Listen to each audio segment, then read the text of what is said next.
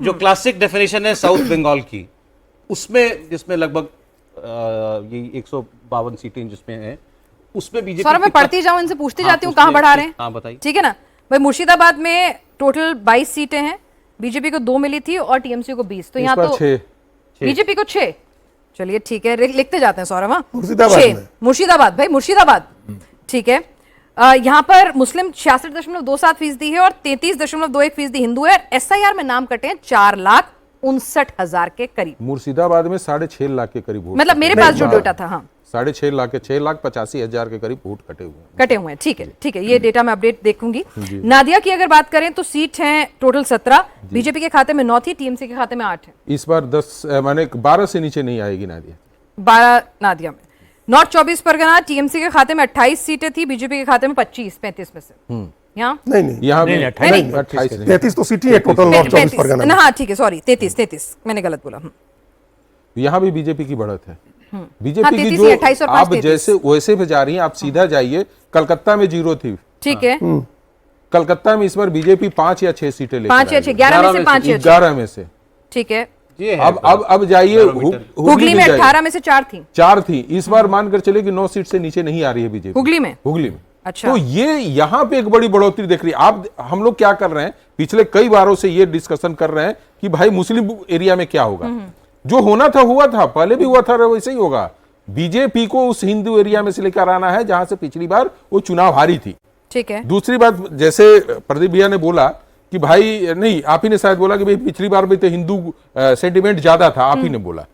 मैं कहता हूं नहीं, पिछली बार हिंदू सेंटिमेंट पे चुनाव नहीं लड़ा हुआ था, बीजेपी ने बनाना चाहा था और काफी हद तक उसको प्रचार भी दिया था, लेकिन पब्लिक के अंदर में वो हिंदू सेंटिमेंट नहीं जगा था। लेकिन इस बार हिंदू सेंटिमेंट पब्लिक के बीच में जगह है, भारतीय जनता पार्टी ने नहीं बनाया है। देवेंद्र, ये चीजें हैं। नहीं, इस बार जो मुझे समझ में आ रहा था कि डोमिनेंट फैक्टर ज्यादा रहा कि हिंदुत्व के हिसाब से बात कर ले तो पिछले चुनाव में भी जैसा था, इस बार भी वैसा था। परिवर्तन वाली बात खूब समझ में आई है, और अगर परिवर्तन की बात जब एक बार समझ में आती है तो धर्म विशेष को अगर छोड़ दें, क्योंकि उनको इस फैक्टर से मतलब नहीं रहता है, वो अपना अलग लाइनिंग रहती है। अन्यथा ये नहीं हो सकता है कि बंगाल के एक जिले के लोग मौजूदा शासन से नाराज हों, उनमें बदलाव चाह रहे हो, परिवर्तन चाह रहे हो, और दूसरे जिले में ना चाह रहे हो। वो यूजुअली आप देखेंगे कि एक बार परिवर्तन वाली जब बयार बहती है ना, तो फिर क्रॉस स्टेट बहती है। सिर्फ धर्म वाले पोर्शन को अगर आप अलग कर दे तो मुस्लिम वोट के हिसाब से निश्चित तौर पर उनको परिवर्तन नहीं चाहिए था। अन्यथा अगर आप देखें तो ज़्यादा वोकल नज़र आता था और वो परिवर्तन वाली बात, बदलाव वाली बात। और अगर इस तरह के आंकड़े आएंगे तो उसमें सबसे अहम रोल वही रहेगा, जैसे मैंने पहले भी आपको बताया था कि जानबूझकर वैसे इश्यूज़ को बीजेपी ने उठाया जो सीधे सीधे गवर्नेंस से जुड़े हुए थे, क्योंकि बंगाल का जो भद्रलोक है वो कम्युनल पॉलिटिक्स को बिल्कुल यकीन नहीं करता। भले ही कितना भी धार्मिक हो, लेकिन राजनीति में धर्म के इस्तेमाल को गलत मानता था। उसमें वहाँ पर इरोजन करना था टीएमसी के वोट बैंक में, उस काम को बीजेपी ने किया।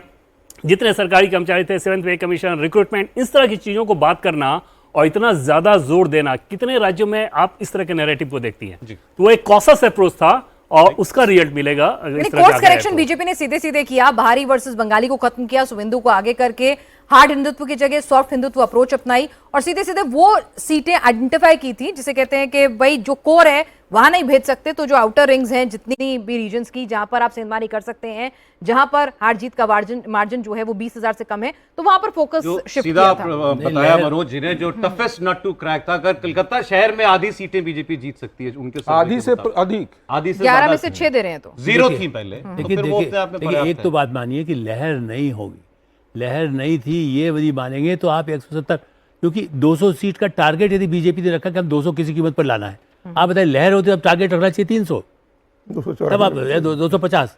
अब ये बताइए सीटें जो बिल्कुल ऐसा कैंडिडेट आपने ऐसे कैंडिडेट रखे कुछ जगह पर जिनको कोई पहचानने को तैयार नहीं था, कई लोगों से जब लोग रिपोर्टर घूम रहा था, उन इलाकों में तो नहीं जीत सकती ना, इसलिए मुझे ऐसा मानना है कि लहर नहीं। तो 80 छोड़ के तो आपका अनुमान क्या नजदीकी मामला रहेगा? नहीं, नजदीकी नहीं, मेरा ये कहना है कि जो हम सर्वे है उसमें 10, मैं इसलिए कहा आंकड़े का, मैं कभी इस समर्थन मैं एग्जिट पोल का मैंने इनके सामने पहले भी कह चुका हूँ, खर्चा इतना होता है, उसके बाद भी ये कि मोटे तौर पर सरकार बन रही है, 150 ले आए, 160 ले आए, मैंने ममता का साम्राज्य खत्म हो रहा है, ये पक्का इस बात लगता है।